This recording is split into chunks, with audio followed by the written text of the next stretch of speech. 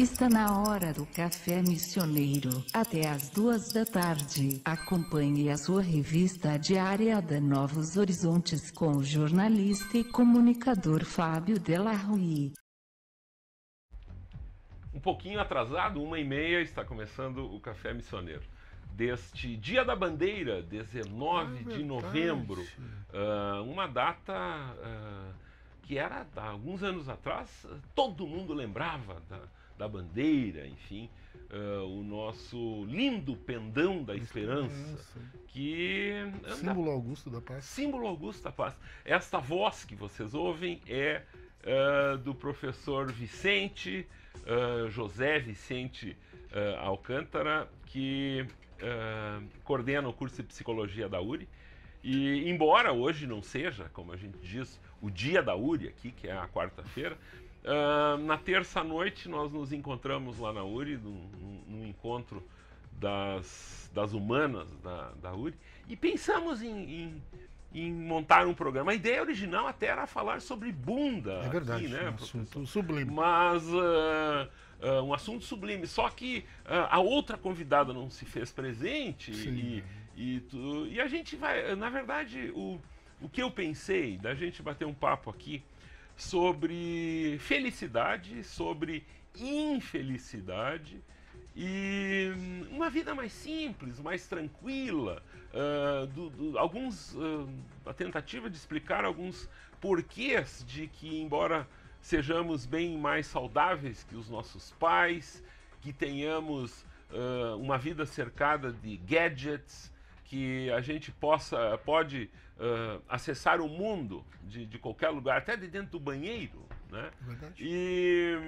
Mas por que as pessoas estão tão infelizes? Então, mas se o senhor veio preparado para falar sobre o assunto pré-determinado na terça-feira, mas assim, porque o interessante é aquela parte, os radio-ouvintes e internautas podem não estão entendendo nada, né?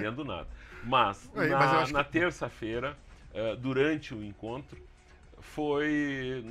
era um encontro sobre mídia e ética, mas a gente acabou lá pelas tantas, eu acabei citando a questão da bunda, né? Que se valoriza muito a bunda no Brasil e toda essa história. Enquanto que um comercial de cerveja normalmente tem que botar esse elemento artístico, físico, na Europa os comerciais de cerveja são muito mais inteligentes, até mais provocativos, sem usar desse subterfúgio.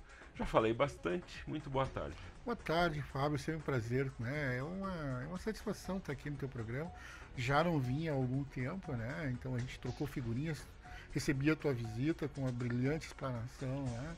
Acerca de mídia e democracia, teve impacto e consequências, né? A tua fala lá, então, né? Te agradecer agora publicamente, né? Obrigado. E sim, a gente sempre, né, que nos encontramos no supermercado, em alguns espaços a gente dispara um assunto imediatamente, né? Então é um bom papo, tem uns né, aqueles young duds dos anos 80 que eu prezo muito. Mas assim, eu penso que essa questão, sem querer fugir do assunto, e ela passa, logicamente, ela tem outros aspectos, ela é mais complexa, essa questão da bunda, propriamente, mas ela passa muito pela questão do sexismo, enfim, e tal. Eu acho que seria interessante que tivesse uma mulher aqui para contrapor e conversar conosco, né? Então eu vou pular esse assunto, se tu me permite. Mas a gente pode criar uma expectativa, né? Porque a gente pode ganhar audiência. Sempre é tudo pela audiência, né? Tudo pela audiência, se nós resolvermos fazer um papo aqui sobre isso. Mas vamos tentar responder rápido. Será que nós seríamos, falando com o nosso rádio ouvinte, você seria mais feliz se ganhasse mais dinheiro? Teria mais satisfação na vida se perdesse alguns quilos? Seria mais alegre se fosse reconhecido por suas qualidades?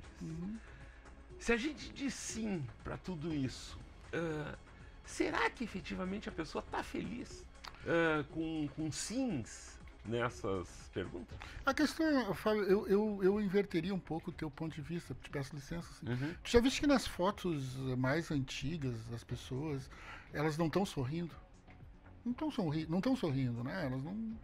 Será que elas eram mais infelizes? Provavelmente não, né? E se tu abre as fotos, Facebook, Instagram, enfim, as pessoas estão sempre felizes ou sorrindo. Ou fazendo biquinho. Fazendo biquinho, enfim, querendo passar uma ideia de felicidade. Então, a questão da felicidade é que a felicidade no nosso mundo, né? Enfim, na contemporaneidade, né? Na época em que vivemos, ela passou a ser um valor em si, né?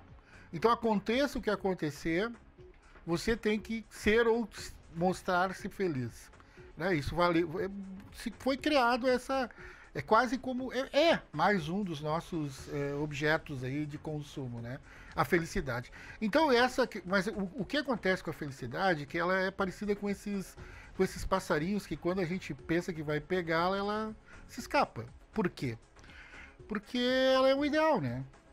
Ela é um ideal. Essa é a natureza da felicidade, ela se coloca sempre alhures, né? Sempre como devir. Então não dá. O que acontece? Quando tu, de algum modo... e tu tem uma outra coisa do funcionamento, né? Com isso que é o seguinte, do funcionamento do ser humano, né? Do comportamento. As nossas satisfações são sempre parciais, né? Elas são sempre parciais, né? Então tem um psicanalista francês e tal que dizia assim, né? Todo gozo é uma perda de gozo, já em si, né?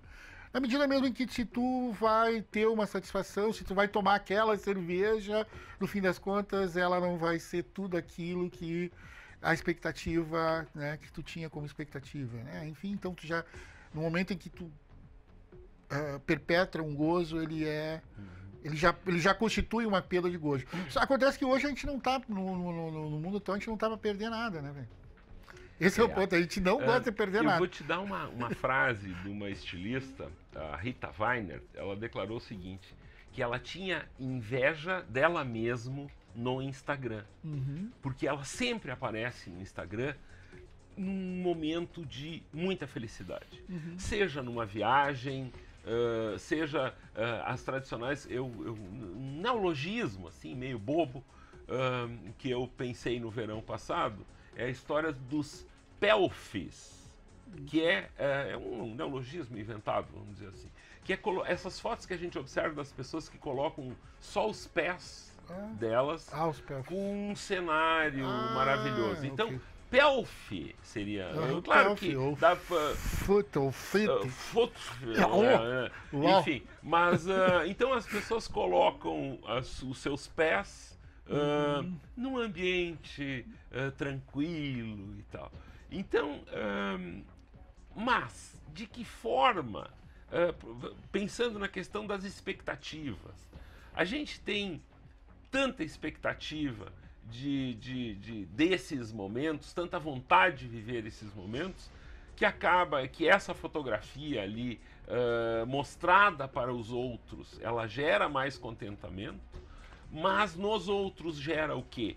Inveja, infelicidade? Não, eu penso assim, nós, na verdade, isso sempre houve, né? Eu costumo brincar nas minhas aulas às vezes, né? Pensa lá, o Homem das Cavernas e tal, o cara matou ali um bisão, mas não era um bisãozinho, era um bisãozinho, assim, era uma coisa, né? Deu ali mal e mal para ele, para os próximos comer. Mas como é que ele coloca isso na caverna?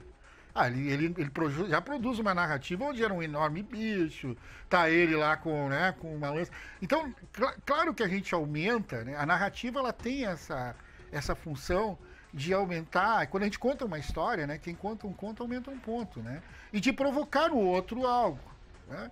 O outro, de alguma forma, se nutre disso, né? Nós nos nutrimos disso. É por isso que há um interesse... quase que doentio, por exemplo, por revistas de fofoca, né? Nós precisamos dessas narrativas, né? A gente precisa disso. Claro que isso produz... eu acho que eu entendo um pouco onde tu quer chegar, que é a ideia de que, bom, no fim isso fica só para produzir esse efeito no outro de uma certa inveja, né? Mas sabe que eu não acho que isso seja o mais danoso. O mais danoso é justamente o sacrifício que o sujeito se coloca para fazer isso, né? Porque essas fotos, e aí teve uma modelo agora há pouco tempo que falou, né? Que essas fotos que supostamente são de uma naturalidade, então, elas são muito produzidas, né? As pessoas não, até achar os filtros. A infinidade de aplicativos que existem para melhorar as fotos é impressionante. Então eu acho que é muito mais dessa posição sacrificial de quem se coloca nisso, né? E aí ela dizia o tempo que ela gastava, era uma coisa, né? Eram dias, eram horas e recursos, enfim, para produzir isso. Então, eu acho que isso é fonte de infelicidade, né? É tu ficar capturado nisso e cada vez tu querer mais, né? Tu entra numa coisa repetitiva que é muito parecida com uma adição, né? Assim, né? Na medida em que tu no final das contas a gente sempre se pergunta quanto à adição, mal comparando, né? Mas o objeto da adição, tu tem ele ou ele te tem?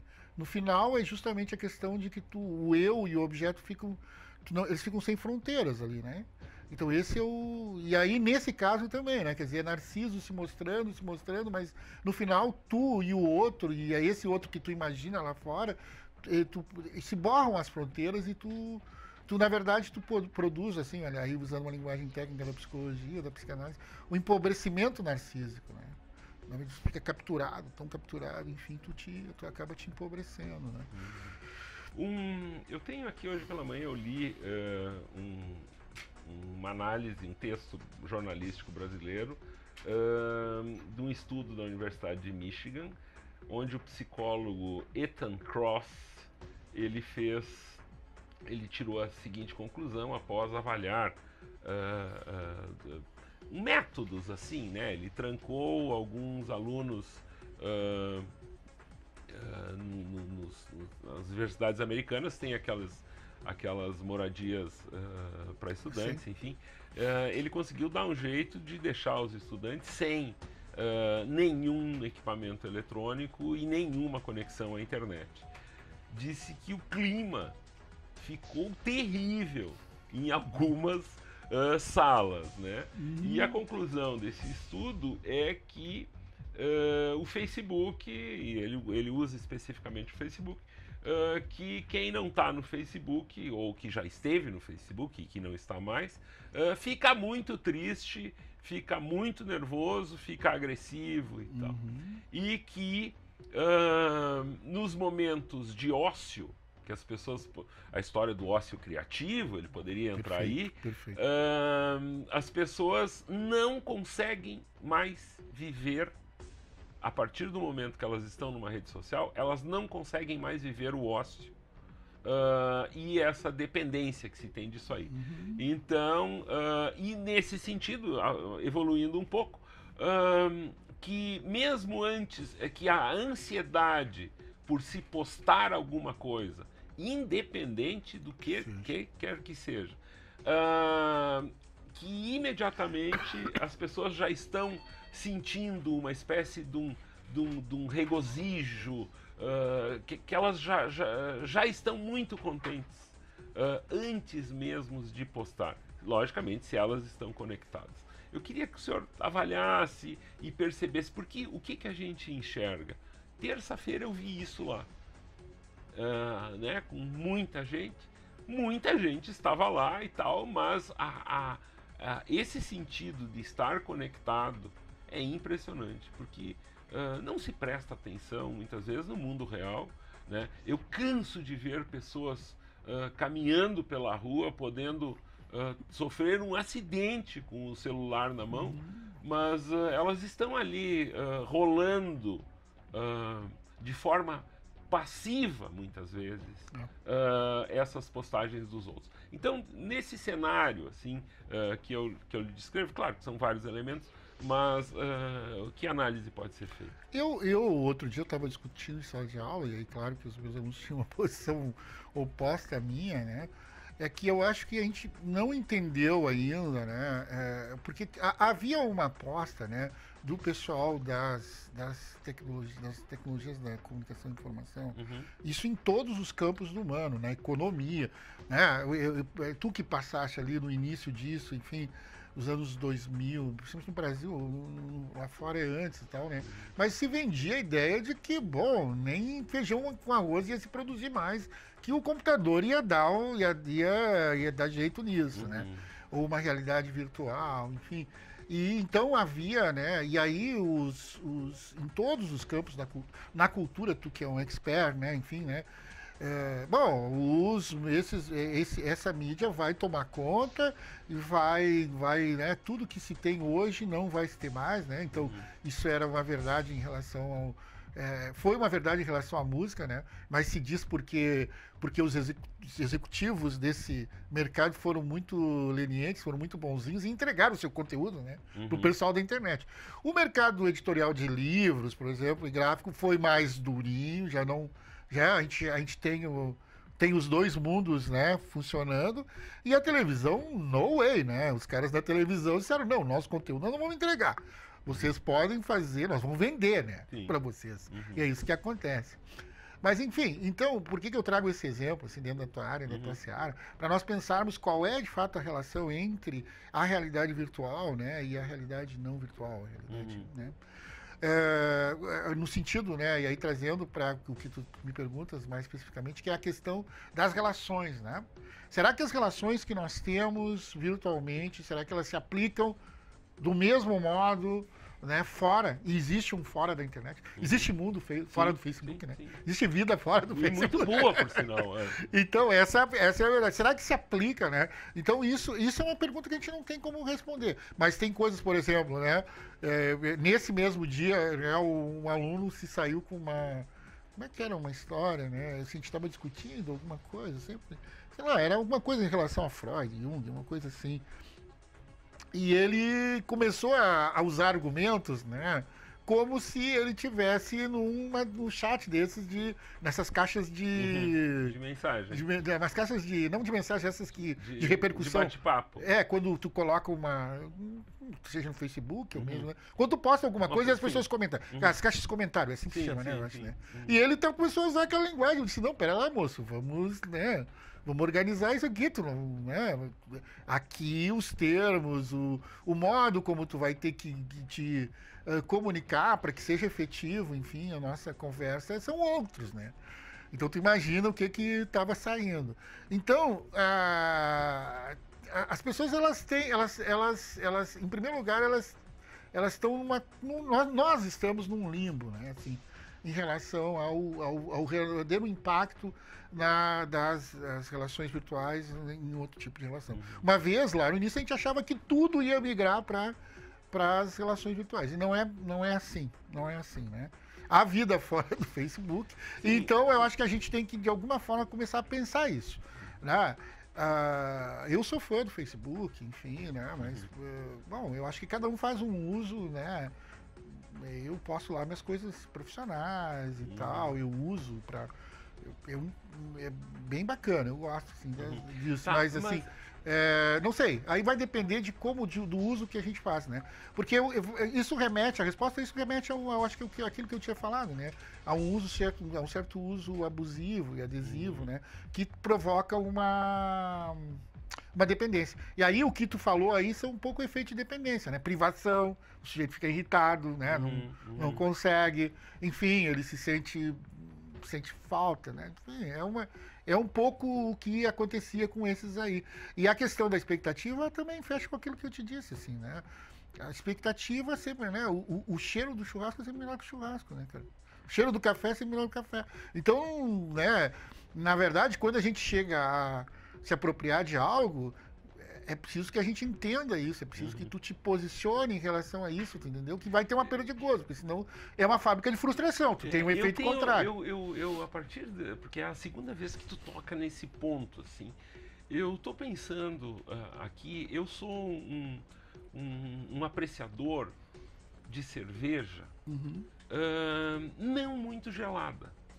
Eu gosto de tomar, eu assim, ó, eu até cerveja... o meu avô tomava cerveja, puxava ela do engradado e abria e tomava. E talvez por ter tomado com ele as primeiras que eu tomei, eu respeito e entendo aquilo. Então, por exemplo, se a cerveja está quente, eu tomo ela quente mesmo, não tem problema. E isso, se a gente trouxer para essa questão, a minha expectativa, então, sempre é inferior ao resultado. Porque se me serve uma cerveja bem gelada, eu acho ela muito boa. Como eu acho boa ou razoável, aqui está quente. Tu me disseste na terça-feira que a fase da cerveja ruim já passou, né? Eu te chamei de Young Dude porque nós somos, então, enfim, né? Nós ainda somos Young Dudes lá dos anos 80, porque os caras que tomavam cerveja ruim e tal. Nós somos, quem sabe, talvez os últimos a fazerem isso, né? Porque hoje a gente observa aí uma série de especialistas em cervejas artesanais, os que produzem as suas próprias cervejas, mas em termos figurativos, utilizando o exemplo da cerveja... É perfeito o exemplo. A gente é muito melhor. Eu vou te dizer por quê. Vamos lá. Sabe por quê? Porque justamente tu fala... Onde é que tu foi pegar a explicação para dar isso, né? Na tua experiência, naquilo que tu conectou com a tua experiência e com uma narrativa anterior, né? E aí, então, esse ato de beber cerveja, ele é cheio de referências, né? Ele é cheio de referências dentro da tua própria história e tal, né? E aí isso te sustenta, né? Isso funciona como se fosse uma como é que eu vou te dizer, é um sustentáculo mesmo para dar conta dessa experiência, certo? E aí tu vai poder nuançar isso, né? Agora, como é que funciona, né, digamos, hoje na sociedade virtual, enfim, né? Ela é a experiência é sem nuances, né? Ela é imediata, ela é sempre, né? A quantidade de dados que tu tem para fruir aquela experiência é mínima, né? Até curti, não curti. Na verdade, é uma relação binária com a coisa, né? Claro. Curtir, não curtir. Na verdade, tu não tem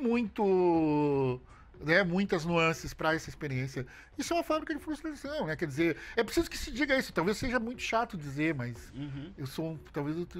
mas é isso, né? Eu acho, porque tu te colocar nesse binarismo, né, da relação com a experiência é empobrecedor, né, cara? É empobrecedor. E simplifica também várias outras coisas. Simplifica as relações.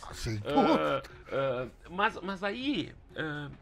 isso aí o que a gente observa aqui vai de encontro, não ao encontro, vai de encontro à própria publicidade da cerveja, por exemplo. Porque todas estão estupidamente geladas, todas estão suando, sugestionando que beber cerveja é só assim. Não, e tu sabes, né? Tu é um apreciador de cerveja, tu sabe que já foram feitos testes às cegas com a maioria das cervejas que estão no mercado, assim, as pessoas tomando, né? E elas não identificaram diferença. E realmente não tem porque principalmente dessas marcas mais... Todas, não, todas. Inclusive aquelas que se pretendem, eu não sei se pode dizer nome. Pode-se dizer. Eu não sei. Inclusive aquelas que se pretendem mais sofisticadas, como a Boêmia, que todo mundo, né? A Boêmia, tu viu que aquele dia a gente estava falando de propaganda, de chinelagem, de cerveja. Não, Boêmia não. Ela conseguiu fazer isso, né? Mas não é. Ela é uma cerveja extra, né? Mas não é. Ela tá, se tu, né, é isso que teve, né? Dentro de um teste das cegas, assim, o gosto é o mesmo. E se tu gela, né? Aí tem uma questão, né, lá das minhas aulas lá de senso-percepção, né? Pô, se tu gelar um líquido muito, as papilas gustativas vão tu não vai conseguir perceber nuances de gosto e sabor. Né? Não tem como. Na verdade, o estímulo do frio, ele anula isso. Né? Então, isso é uma experiência básica de senso perceptiva. Então, na verdade, claro, eles vendem uma experiência, mas é uma experiência achatada, né? Por isso que é uma experiência achatada, é a experiência de tomar cerveja estupidamente gelada e tá, e aí? A cerveja é muito mais do que isso, né? Sim, sem dúvida nenhuma. E o interessante, eu fiz uma harmonização, 2 vezes pelo menos, que o mestre cervejeiro, efetivamente, ele falava que essas marcas que existem no mercado, mais consumidas, efetivamente elas são iguais e que a chegada ou a proliferação das cervejas artesanais, o processo de produção que faz efetivamente que elas tenham esses diferentes sabores, que mexam com outras sensações, né? Então, por exemplo, e é muito legal isso, né? A gente acabamos... Não, já é o mesmo assunto. Mas é o mesmo, mas é o que eu quero dizer. Então, nós ainda somos do tempo da cerveja muito ruim. Isso eu gostei de ouvir terça-feira. É muito ruim no sentido de que tu tinha, mas que tu tinha nuances, né? Por exemplo, dizer que a cerveja ruim é que tu podia ter a experiência, né? De saber que a cerveja era ruim, ela estava quente, ela estava um pouco mais gelada, enfim. Ou que tu tinha nuances de bebidas, se tu quisesse tomar outra coisa e tal. É nesse sentido que eu estou dizendo, né? Porque hoje as cervejas, elas são todas muito boas, mas será? Será? A gente vai mudar um pouco de assunto, a gente está chegando ao fim do nosso bate-papo aqui, que hoje foi mais rápido, a gente começou um pouco mais tarde, pois hoje foi divulgado um depoimento do Dalai Lama sobre o que está acontecendo em Paris.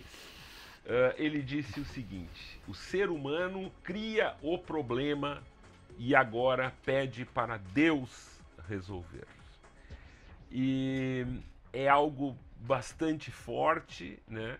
Porque, principalmente se a gente analisar que ele representa a figura principal do budismo, e o budismo ele tem muita oração, ele tem muita reflexão.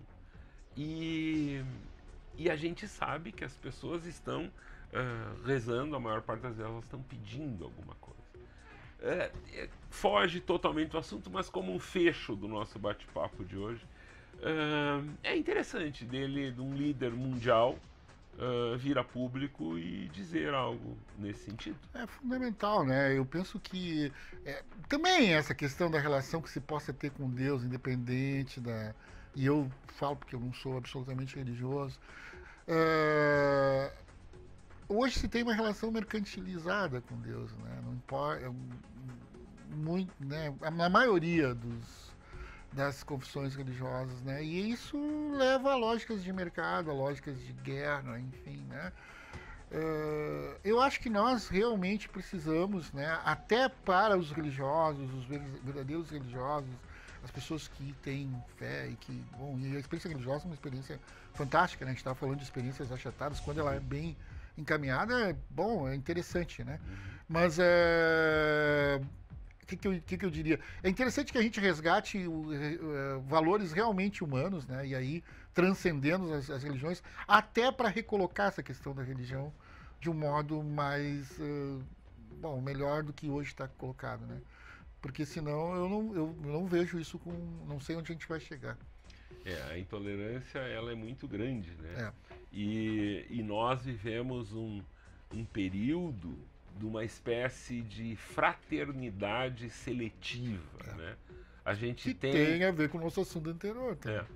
E é incrível que quanto mais o mundo achou ou acreditou que estaria integrado, mais se identificou as diferenças. E as diferenças viraram elas se radicalizaram, né? No sentido de tentar suprimir o outro, né? Então, tu é um expert, entende bem mais do que isso, né? Mas eu falo para os meus alunos assim, olha, a internet via Facebook é a internet com cercas. E aí é cercas tanto no sentido do conteúdo que você está sendo levado a acreditar, quanto ele tende a tu construir uma espécie de tribo, né? Porque o que acontece? As pessoas com as quais, se elas não concordam contigo, ou se elas... Até porque vira uma coisa bastante desagradável, tu vai excluindo, né? Então, vai um pouco, né, ou veio, a sociedade contemporânea veio um pouco nessa direção que tu está falando aí, né? Quer dizer, nós estamos nos tribalizando, nós estamos perdendo a sensibilidade para as diferenças, né? De olhar o outro e com interesse, né, com um real interesse humano, né? Coisa que se tinha. Hoje não, bom, basta ver o que se diz na internet. Né? E as consequências em relação a essa questão aí, né? Eu não gosto de opinar nisso, porque esse é um terreno minado, assim, né? Sim, mas eu sou a favor dos valores de democracia, de paz, enfim, né? De convivência, né? Então, bom, se tiver que ter um lado, esse é o lado que eu tenho, né? Eu não consigo me fascinar por utopias religiosas, ou enfim, eu não, né, por mais que a gente saiba que tem outras questões aí. Entendi. A gente, para concluir, por exemplo, dessas questões, teve há 7 meses atrás uma série de assassinatos no Quênia.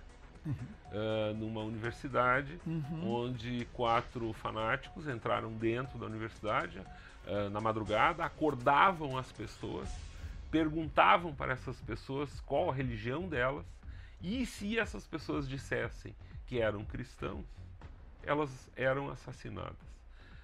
Isso não teve repercussão no planeta, isso foi mostrado, enfim, mas não teve repercussão nenhuma, né? E isso daí para a gente, quem tem o poder de contar e repercutir essas histórias do planeta, né? No nosso encontro de terça, eu fiquei muito contente em poder falar sobre isso, né? A informação, o controle da informação está nas mãos de quem? Né?